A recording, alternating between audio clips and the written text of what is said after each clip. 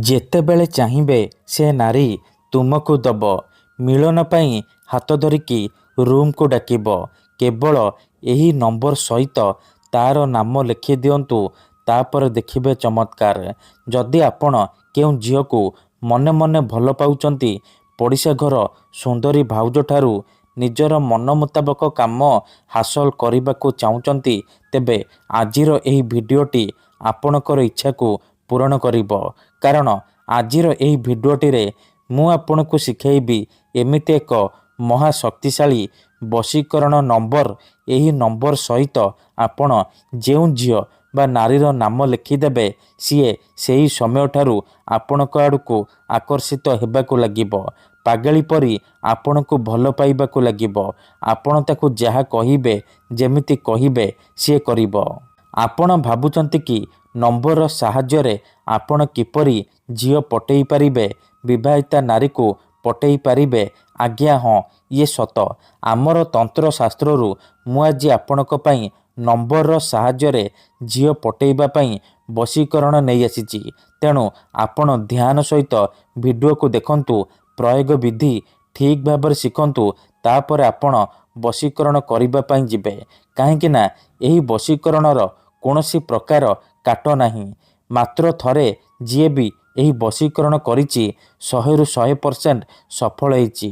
ନିଜ ପସନ୍ଦର ସୁନ୍ଦରୀରୁ ସୁନ୍ଦରୀ ଝିଅକୁ ଅତି ସହଜରେ ପଟେଇ ପାରିଛି। ତେଣୁ ଯଦି ଆପଣ ଯେତେ ଚେଷ୍ଟା କରି ମଧ୍ୟ ସେ ଝିଅକୁ ପଟେଇ ପାରୁନାହାନ୍ତି, ପଡ଼ିଶା ଘର ଭାଉଜକୁ ପଟେଇ ପାରୁନାହାନ୍ତି, ତେବେ ଆଜିର ଏହି ଭିଡ଼ିଓଟି ଆପଣଙ୍କର କାମରେ ଆସିବ। କେବଳ ଆପଣଙ୍କୁ ଏହି ନମ୍ବର ସହିତ ତାର ନାମ ଲେଖିବାର ଅଛି। ଯେମିତି ଆପଣ ଏପଟେ ଏହି ବଶୀକରଣ କରିବେ, ସେପଟେ ସେ ଝିଅ ବା ନାରୀ ଆପଣଙ୍କ ଆଡ଼କୁ ଆକର୍ଷିତ ହେବାକୁ ଲାଗିବ। ରାତି ଦିନ ଆପଣଙ୍କ କଥା ଭାବିବ।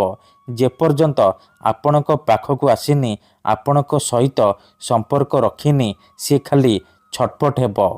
ନମସ୍କାର ଫ୍ରେଣ୍ଡସ୍, ଓଡ଼ିଆ ଫଣ୍ଡା ଚ୍ୟାନେଲକୁ ଆପଣମାନଙ୍କୁ ସ୍ୱାଗତ। ଆଜିର ଏହି ଭିଡ଼ିଓଟିରେ ମୁଁ ଆପଣଙ୍କୁ ଶିଖାଇବି ଆପଣ କିପରି ବିନା କୌଣସି ପଇସା ଖର୍ଚ୍ଚ କରି, ବିନା କୌଣସି କଷ୍ଟ କାମ କରି ନିଜ ପସନ୍ଦର ଝିଅକୁ ପଟେଇ ପାରିବେ, ସୁନ୍ଦରୀ ଭାଉଜକୁ ପଟେଇ ପାରିବେ। ଏହି ବଶୀକରଣ ପୂର୍ବରୁ ପ୍ରୟୋଗ କରିକି ଦେଖାଯାଇଛି। ଏହାର ପ୍ରୟୋଗ କେବେ ବି ଖାଲି ଯାଇନି। ଏହି ବଶୀକରଣ ସାହାଯ୍ୟରେ ଆଶା ଛାଡ଼ି ଦେଇଥିବା ଲୋକ ମଧ୍ୟ ନିଜ ପ୍ରେମକୁ ପାଇପାରିଛି। ବିନା କୌଣସି କଷ୍ଟ କାମ କରି, ବିନା କୌଣସି ପଇସା ଖର୍ଚ୍ଚ କରି ନିଜ ପସନ୍ଦର ଝିଅକୁ ପଟେଇ ପାରିଛି। ତେଣୁ ଆପଣ ବି ଏହି ନମ୍ବର ସହିତ ସେ ଝିଅର ନାମ ଲେଖିଦିଅନ୍ତୁ। ଗ୍ୟାରେଣ୍ଟି ଦେଉଛି, ଯେଉଁ ଝିଅ ପଟୁନଥିଲା, ଆପଣଙ୍କୁ ଭାव ଦେଉନଥିଲା, ସେ ଝିଅ ନିଜେ ଆସି ଆପଣଙ୍କୁ ଭଲ ପାଉଛି ବୋଲି କହିବ। ଯେଉଁ ବିବାହିତା ନାରୀ ବା ପଡ଼ିଶା ଘର ଭାଉଜ ଆପଣଙ୍କୁ ଅଣଦେଖା କରୁଥିଲା, ସିଏ ରାତି ଦିନ ଫୋନ୍ କରିବ, ରୁମକୁ ଡାକିବ, ଯାହା ଚାହିଁବେ ତାହା କରିବ। ତେବେ ଏହି ବଶୀକରଣ କରିବା ସବୁଠାରୁ ସହଜ। ଏହାକୁ ଆପଣ କିପରି କରିବେ, କେମିତି କରିବେ, ଚାଲନ୍ତୁ ଜାଣିବା। ମନେ ରଖନ୍ତୁ, ଏହି ବଶୀକରଣ ବିଧିକୁ ଆପଣ କେବଳ ଶୁକ୍ରବାର ଦିନ କରିବେ। ରାତିରେ ଶୋଇବା ପୂର୍ବରୁ କରିବେ। ରାତି 8ଟାରୁ ରାତି 11ଟା ମଧ୍ୟରେ ଏହି ବଶୀକରଣ କରିପାରିବେ। ପ୍ରଥମେ ଆପଣ କ'ଣ କରିବେ, ଖଣ୍ଡେ ସାଧା କାଗଜ ଆଣିବେ, କଳା କଲମ ଆଣିବେ।